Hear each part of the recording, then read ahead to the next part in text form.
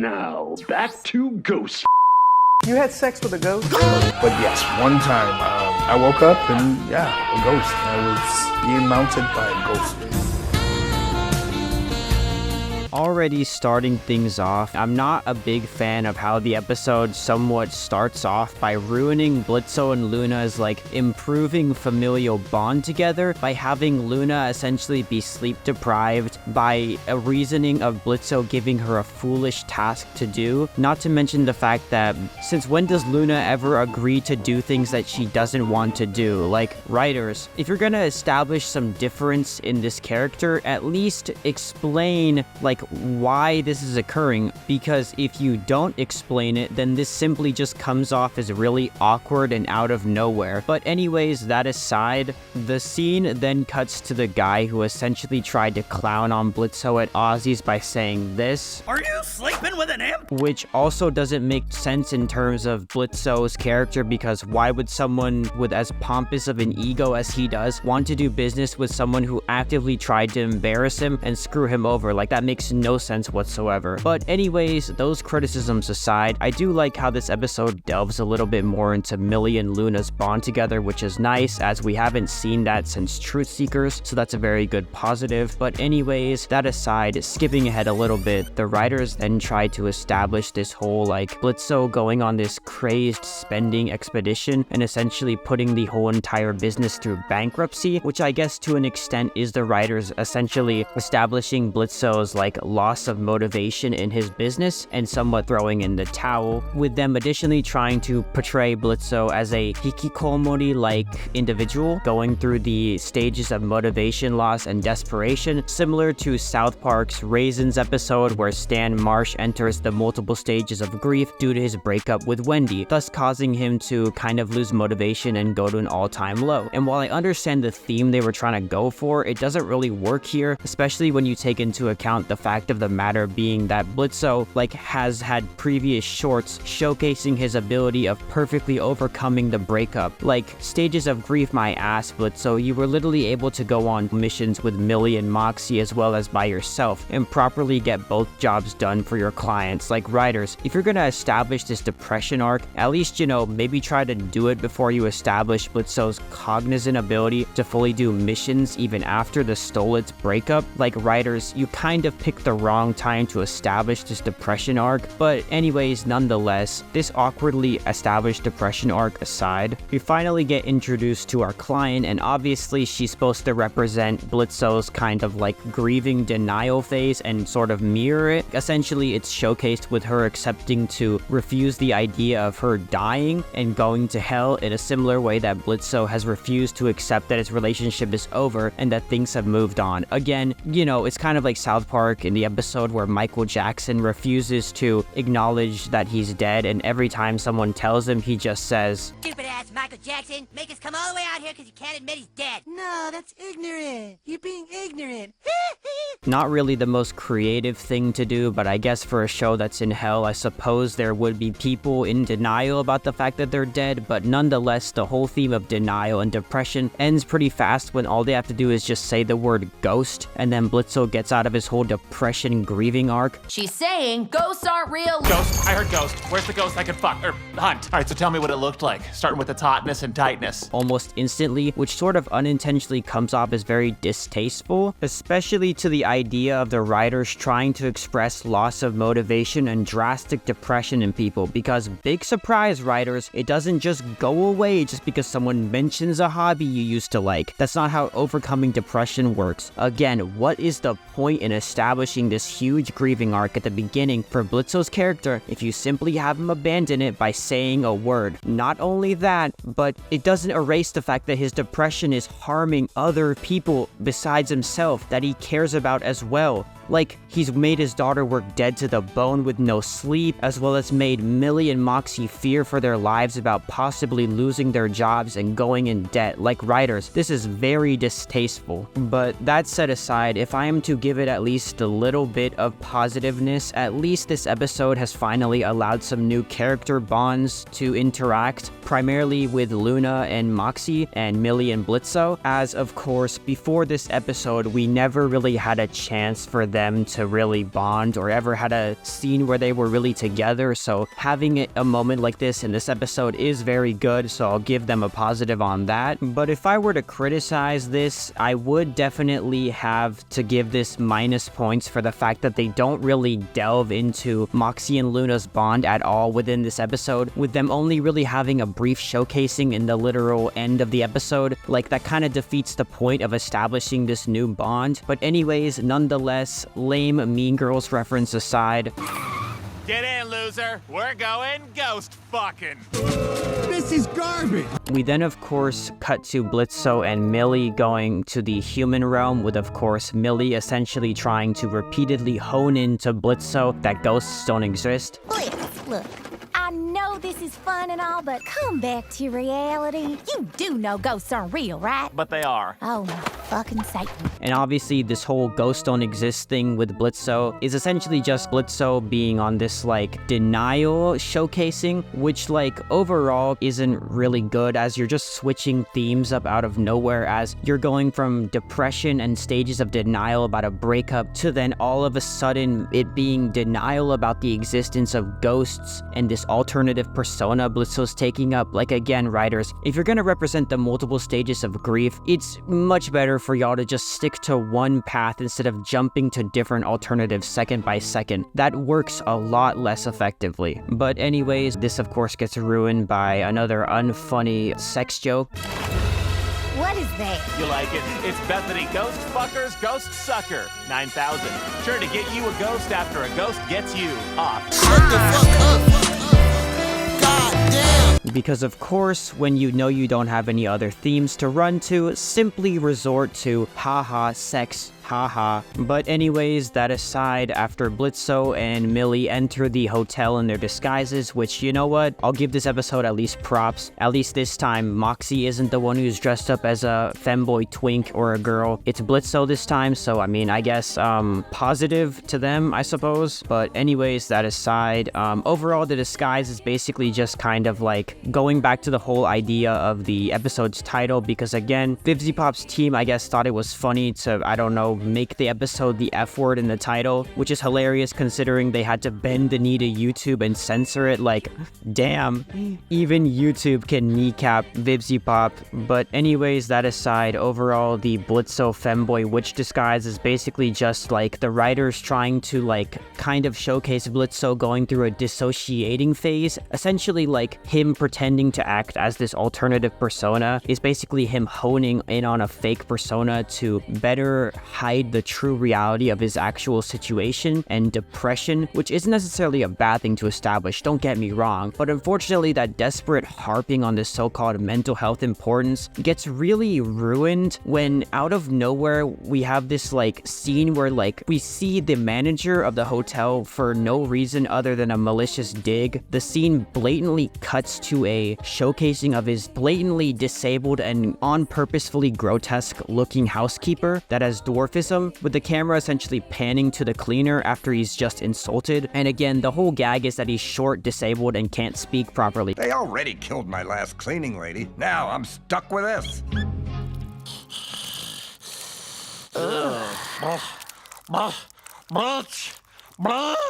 Poor thing can't even blink. What the fuck? Which, like, that's not funny. The punchline is just, oh, look at him. Look at this short, disabled, and useless individual. Like, and then the writers decide to give the character a joking lisp and a stutter to hone in on the fact that he's short, disabled, and useless, because certainly the disabled community is going to be very happy about this blatant ableism being showcased on camera. And look, I typically don't like to throw around the whole ableist accusation, but like, there's literally no other way for me to describe this. Like, it literally is ableist. You know exactly what you're doing. The literal punchline is just, oh, this guy is short, disabled, and useless, and has a lisp and can't speak properly. You know exactly what you're doing. But anyways, that horrendous scene aside, the rest of the overall scenes within this are essentially just them trying to do a lame parody of Scooby Doo Where Are You's parody of when they're trying to find the green ghosts in that one episode. And overall, I'll give them props. At least they got the moving eyes reference very accurately.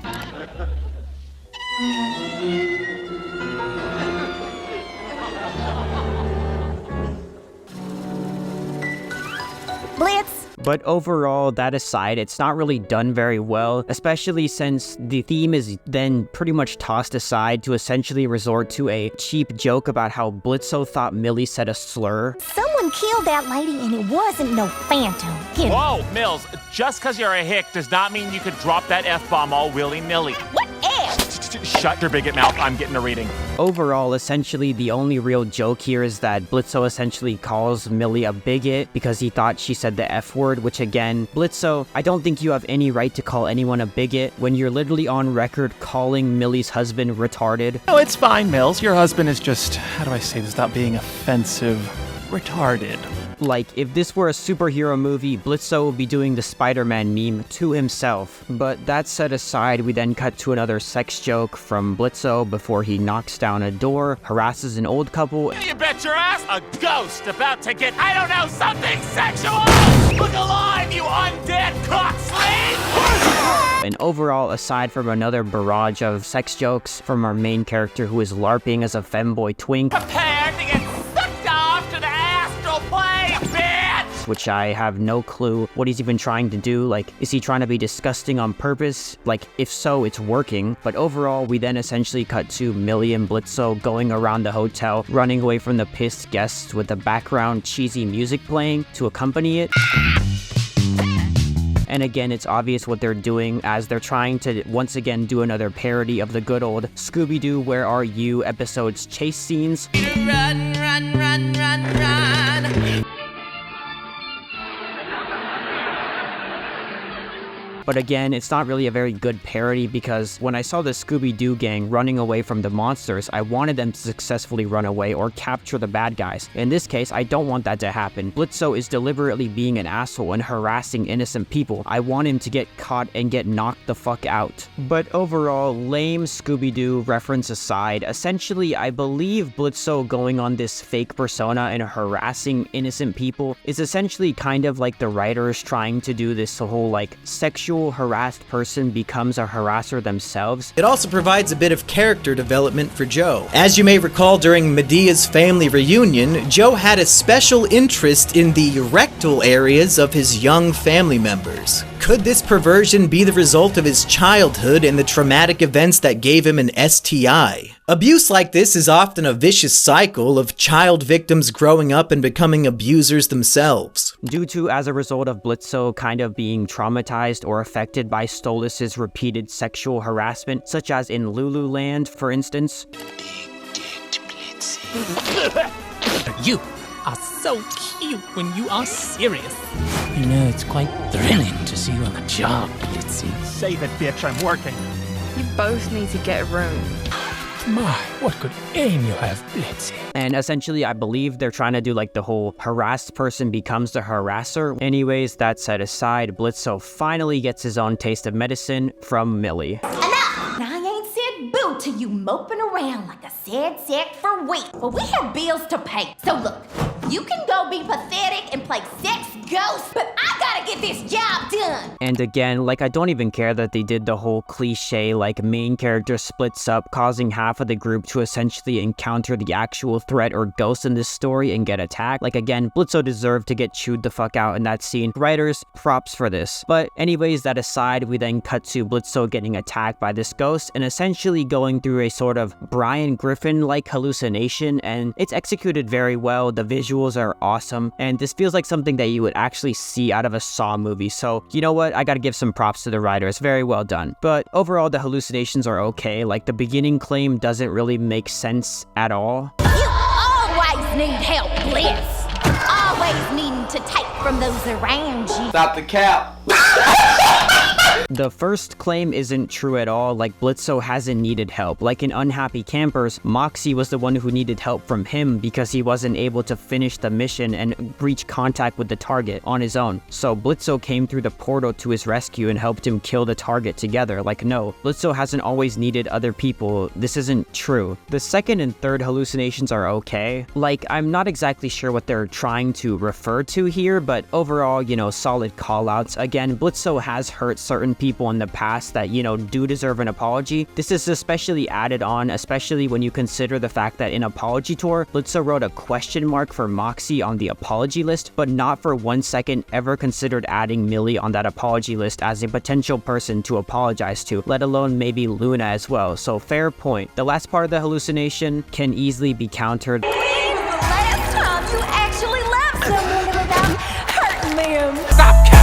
Like, no, he has done stuff for people he's loved without hurting them. Like, he was literally willing to sacrifice his business and work just so his adopted daughter Loona could get urgent medical treatment that she desperately needed. He gave you a very valid reason as to why he couldn't show up to save you. I think you should come save me. Oh shit, Stolas, I can't today. All right, I'm sorry. I'm literally on my way to take Loona in for her very important Helby's SHOT. Takes years to book an appointment at this place. Took 5 for me to get this one, so, and she's been doing a lot of field work, so, she needs it. Oh, haha, well, I do agree. That is very important. So you mean to tell me that Blitzo couldn't be there to save you because his own daughter needed an urgent medical treatment while making sure there was still help on the way? So this part isn't really true either. I agree they should have given maybe a scene where Blitzo gives an apology to Loona for his beginning behavior, but overall, like, the fourth claim isn't true here either. But that aside, overall the hallucination scenes are personally okay. Personally, I enjoyed the Truth Seeker's hallucination scenes a little bit better. Maybe if the hallucinations were a little bit slowed down, they would be a little bit better. We then finally get some Blitzo mom lore, and it's, interesting to see where the writers will go with this whole mom conspiracy thing, considering the fact that even in previous episodes, they haven't ever shown Blitzo with his mom, and every time it's been a past or Blitzo's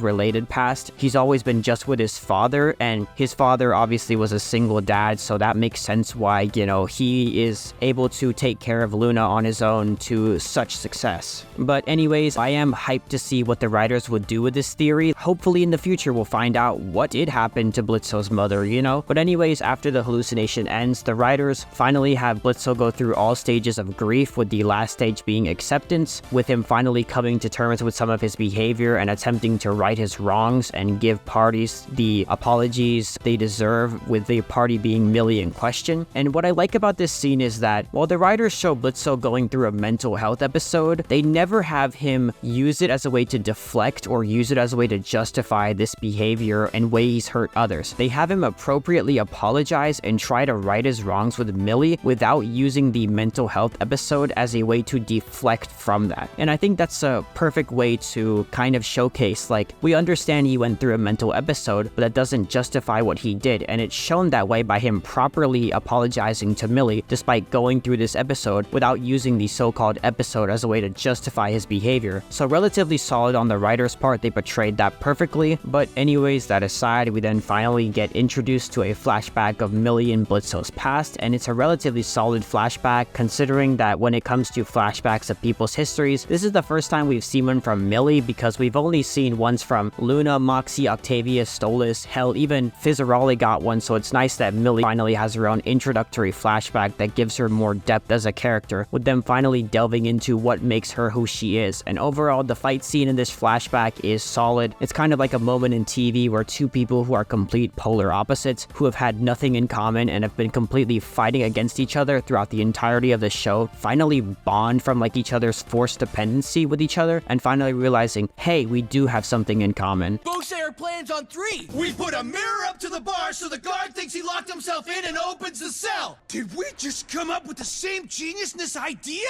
Yes. Did we just stop hating each other? Yes. And overall, it's done relatively well. Like, it's cliche, but it's not executed poorly at all. As if there's one thing I can give credit to the writers, they've definitely done their homework in terms of combat scenes and fighting moves, as this is definitely the type of stuff you would see in martial arts movies and combat style fighting movies. So definitely the writers have indeed done their homework. Anyways, that aside, once the fighting's over, Millie and Blitzo kind of have a spilled blood moment to essentially seal the deal truth kind of essential handshake, which is okay. But anyways, that aside, it's interesting to see a point in time where Millie wasn't so always in the whole mindset of I have to do things for my partner kind of way. So it's interesting to find out the fact that Blitzo is actually the one who set them up. I guess this kind of shows that, maybe Blitzo doesn't give himself enough credit for the impact he has on others' lives, as if it weren't for him, Millie wouldn't have found her lovely husband, so at least this flashback serves a positive purpose. But anyways, that aside, of course, going through the other flashbacks, it's interesting to see how Blitzo has essentially been there at the beginning to, you know, be a supporting hand to Millie and Moxxie, as well as help them get through tough times and give them the support that they need. And it does showcase that while Blitzo can be kind of a jerk at times, he has his own merits, and while obviously his behavior can sometimes be out of line, but at the end of the day, he can fix that behavior, and he's shown that he can. But overall, I do like how this flashback shows how Blitzo kind of, like, in a way does encourage Millie to, you know, do things despite her social class and be the best version she can be despite other people not being as supportive, with, for instance, Millie's own parents being a prime example of this exact thing. Thanks for letting us stay here for the Harvest Jamboree. It's no trouble. We know you aren't making as much anymore since y'all went freelance. Freelance pays fine, Ma.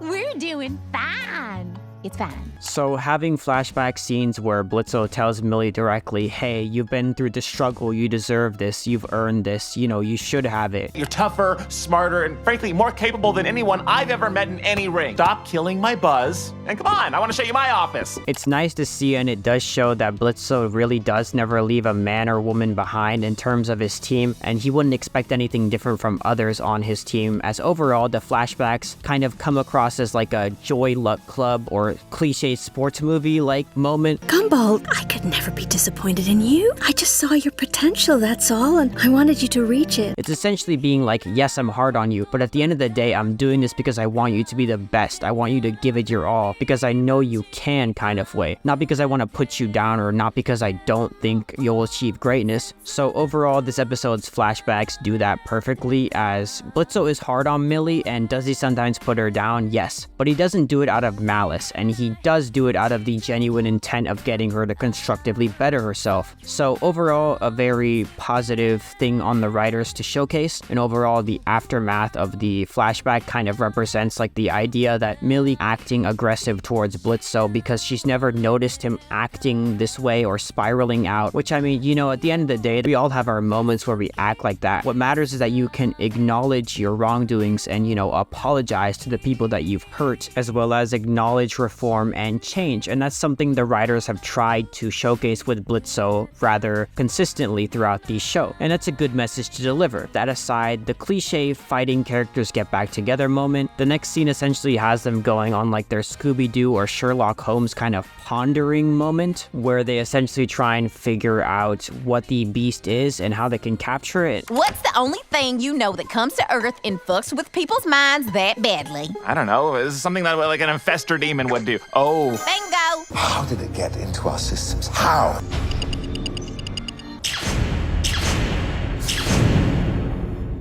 Overall, it's a cheesy parody, but at least it's executed, you know, properly, and there's at least some individuality in this adaptation parody. But anyways, that aside, we then have the hotel manager making his debut opening, kind of like essentially like having a Shining reference where the hotel hall fills with blood, but instead of, you know, blood, it's black ooze, with also having a Freddy Krueger moment where our main character Blitzo gets held up in the air and thrown around, kind of like in the Nightmare on Elm Street movies.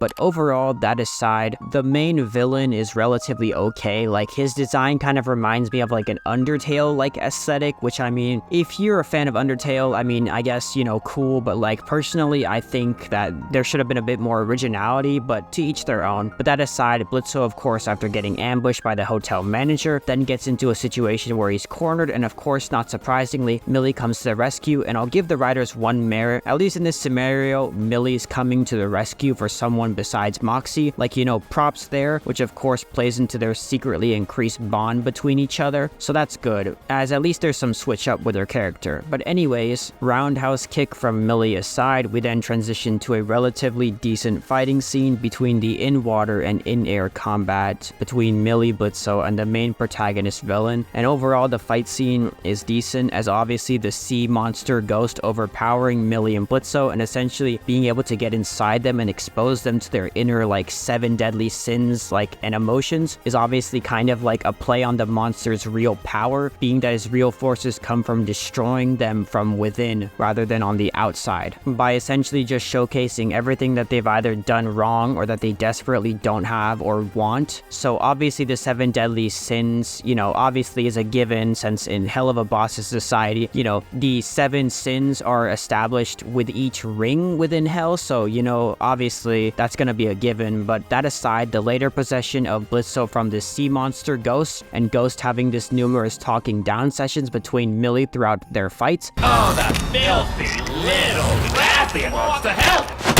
You can't help anyone, you're just a muscle, remember? You said it yourself. Obviously represents the Ghost's main possession tactic, that being attacking the person's unconfidence and emotional state, with of course the Ghost's main tactic of hurling insults, of course being a representation of all the other comments that even Millie's own family members have given. And obviously the whole like overcoming of not letting these comments get to Millie's head, or essentially ignoring it or turning a blind eye, is obviously supposed to be like a representation of how you overcome these sorts of demons and how you essentially conquer these emotions, by essentially being like, hey, I don't care what you think about me, I know my truth kind of way. Now look here, comb over. You may think you know everything, but you miss 2. 1, your words don't mean shit to me. And 2, Blitz can handle this, so buckle up, Buttercup. And overall, while it is cheesy, it's executed rather properly, so I'll give them that. But anyways, that aside, we then finally get the ultimate Blitzo moment, where our main protagonist essentially has his overcoming demons and taking back some of his power moment. Well, that's where you're wrong. I ain't Bethany, ghost fucker. Tonight, I'm Blitz. And overall, it's executed solidly as well, with obviously the comment he makes before he finishes the kill being obviously meant to be a representation of him escaping his disassociation, an idea of wanting to pretend to be someone he's not due to his previously ashamed emotions and feelings, causing him to want to pretend to be someone who he wasn't, which is good as it represents him not pretending to be a fake person and just embracing his inner true persona, which of course is a solid message to deliver. But that set aside, with the spirit finally exterminated, Millie and Blitzo finally reconcile in the sunset light. That mean you're not gonna try to be our third anymore? No, not anymore. The bird got to you that bad, huh? I guess. But that set aside, I do like how this ending scene essentially establishes how Blitzo will now essentially somewhat set a personal boundary level and respect the privacy and personal space of Millie and Moxxie. And while it ends with multiple jabs and digs at this discussion, so you gonna keep stalking us all the time? Well, you know, your husband is still a little fuckable. Yeah, he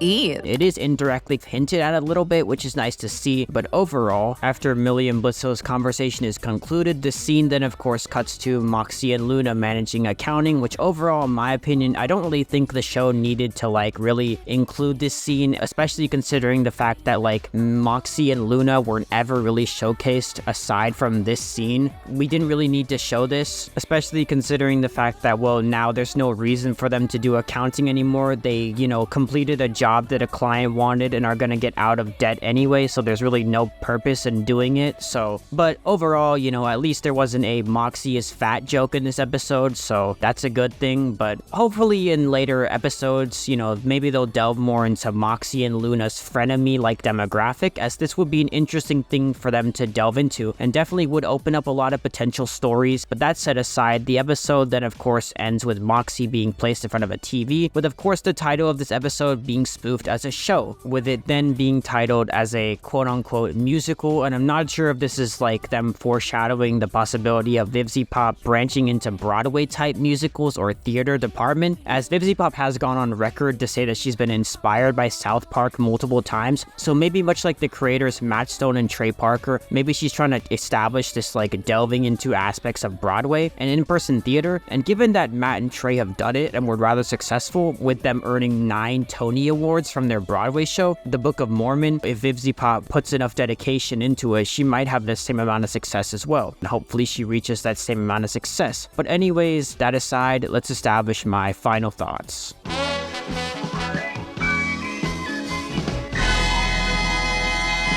Overall, this episode was relatively solid in terms of like delving into this whole mental health aspect or fighting against demons, which, you know, portrayed rather well, as while the moments of Blitzo experiencing the stages of multiple grief were a little bit excessive and lackluster, as they did transition between multiple themes from time to time rather than staying to just one single thing, which got a little annoying. But overall, the portrayal of Blitzo overcoming the 5 stages of grief is done relatively okay. I think they should have stuck to like, you know, maybe one grief stage sort of plotline or roadway discussion rather than going from multiple things from time to time, but overall relatively solid. The way they expressed Blitzo kind of disassociating from his true self or true persona was also done, you know, rather solid. As well, at the beginning it was a little bit tiring and rather annoying to watch, but as you start to progress through the episode, you do start to realize, oh, that's why it's established as a result of him being ashamed of the current person that he is, which is why he's essentially neglecting his job, neglecting his business, neglecting his coworkers, and spending copious amounts of stuff on things he doesn't need as a way of him essentially wanting to no longer be the Blitzo person that he's ashamed of. So I think this was represented very well, and him coming to terms with his true self and true persona that he is represented well in this episode as well. The fight scenes, as well as essentially having him be like the I'm not Bethany ghost fucker, I'm Blitzo the imp, essentially being like, hey, I'm no longer ashamed of who I am, I'm taking my power back and who I truly am inside, which is good. But anyways, that set aside, I think Loona and Moxxie's demographic should have been delved into a little bit more, especially considering that like we haven't ever seen the two of them really partner up like this, so definitely this episode should have delved more into their bond. But overall, aside from that, this episode could have definitely been boosted a little bit more if they concluded with Blitzo simply just returning to the Hell Realm and maybe, you know, giving Loona an apology for some of his dickish behavior at the beginning, considering the fact that, you know, he essentially didn't allow her to sleep and forced her to stay up, as I feel like they should have concluded with Blitzo maybe apologizing and admitting that that behavior was wrong. But overall, a very solid episode. The Scooby Doo Where Are You parody was a little bit cringy, but once you brushed off some of the cringe moments aside, it was watchable. And overall, in terms of the mental health kind of aspect, I didn't really like this showcasing of the disabled like dwarf imp with the B word lisp, as it like didn't really come across as funny. There was no need to show this deliberately grotesque person with an unreasonably ridiculous lisp. Like that just felt extremely icky, especially when this whole episode is supposed to be like about the importance of mental health and overcoming your demons. So showcasing of these characters being disgusted by this clearly disabled person kind of really defeats the point of harping about this importance of mental health and importance of disabilities when you're openly having these characters act in ways that are very demeaning and insulting to like depicted people that have disabilities in the show. Like that's not really cool, and I personally feel like this character shouldn't have been included at all. Like there wasn't any other point other than, oh, just look at this jarringly hideous guy who can't even speak properly. That's literally all it was, and that's not cool. But anyways, that aside, overall I think this episode does a good job at portraying mental health episodes and certain aspects of disassociation and overcoming mental health like crises from the support of others, as well as apologizing for those exact mental health episodes to the people that you've unintentionally hurt. So overall, this episode did a relatively good job, and on a scale of 1 to 10, I'd give this maybe an 8.5 out of 10. It wasn't extremely fantastic, but it was by no means a failure. But anyways, that set aside, thank you guys so much for tuning into another Helluva Boss episode review. I'm sorry for not uploading anything in October. I've just been so caught up, so I just haven't had any time last month to really cover the Chupacabra short. So I just figured, you know what, let's just wait for season 2 episode 10's Ghost Fuckers to come out and then review it. So if you've made it this far into the video, I apologize for the delayed upload schedule, but that aside, if you enjoy this Vivziepop media review, please be sure to like, comment, share it around with your friends, and also hit that subscribe button down below with the bell button turned on so you're notified of the latest Helluva Boss review. But that set aside, I'll see you guys next time. Peace.